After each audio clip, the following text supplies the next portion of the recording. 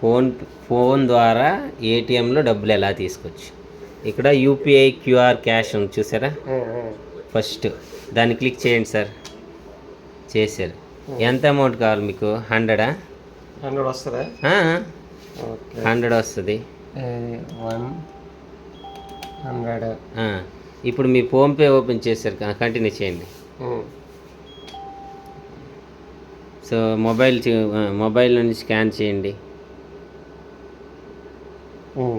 So amount కొట్టండి. కొట్టేశారు కదా.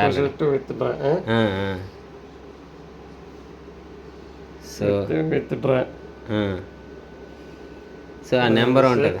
4291.